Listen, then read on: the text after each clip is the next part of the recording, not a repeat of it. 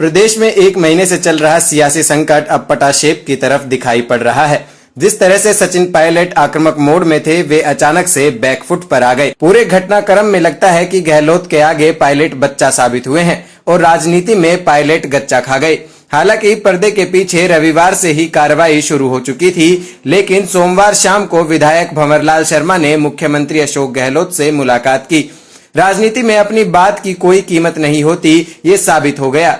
भंवरलाल शर्मा ने मुलाकात के बाद बाहर आते हुए मीडिया को बताया कि मेरी नाराजगी मुख्यमंत्री से नहीं थी, मेरी नाराजगी क्षेत्र में धीमी गति से हो रहे विकास कार्यों को लेकर थी, जो अब दूर हो चुकी है। वहीं एक सवाल के जवाब में उन्होंने कहा, भैरव सिंह शेखावत ने राजाखेड़ा के टिकट को लेकर उस समय मुझसे झूठ बोला था, जिसका मैंने बदला लिया था। वहीं सचिन पायलट अपना महत्वाकांक्षाओं का विमान लेकर मानेसर में लैंड कर गए थे।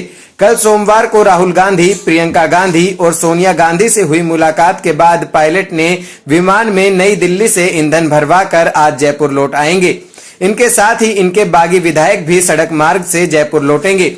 इस घटनाक्रम में देखें तो अशोक गहलोत का एक बयान सामने आया था कि राजनीति में रगड़ा खाना जरूरी होता है। इसमें पायलट ने जो कच्चा खाया है वह उनकी राजनीतिक परिपक्वता में कमी को दर्शाता है, जिसके चलते ही उनके साथ जो पहले लोग थे उन्होंने पायलट का साथ छोड़ा और धीरे धीरे मानेसर कैंप में डटे हुए 3-4 विधायक भी अशोक गहलोत खेमे के संपर्क में आ गए।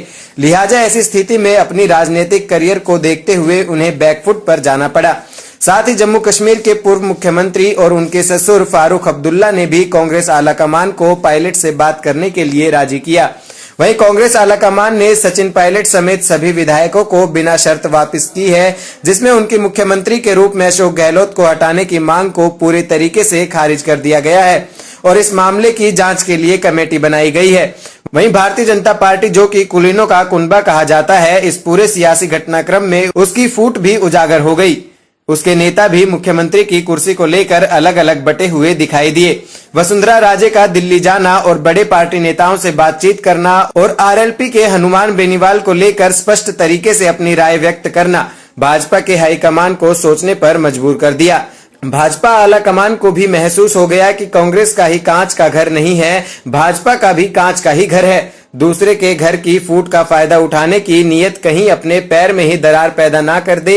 वहीं भाजपा, जो कांग्रेस विधायकों की बाड़ेबंदी को लेकर सवाल खड़ा कर रही थी, उन्होंने अपने भाजपा विधायकों को कथित सोमनाथ मंदिर के दर्शन करने के लिए गुजरात भेज दिया।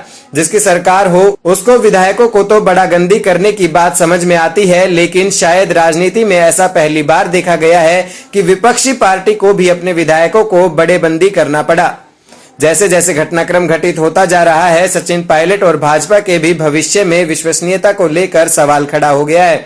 वहीं संपूर्ण मामले को देख तो अशोक गहलोत की राजनीति, सूझबूझ और अनुभव ने एक बार फिर रंग दिखा दिया। वहीं सचिन पायलट की इस मामले में राजनीतिक अनुभवहीनता भी सामने आई, क्योंकि उनके साथ जो विधायक थे उन्होंने भी भाजपा में जाने से इनकार कर दिया। उन्हें डर था कि यदि वे ऐसा करते हैं तो आगामी चुनाव में उनके लिए विधायक बनना भी दूर की कौड़ी साबित हो जाएगा।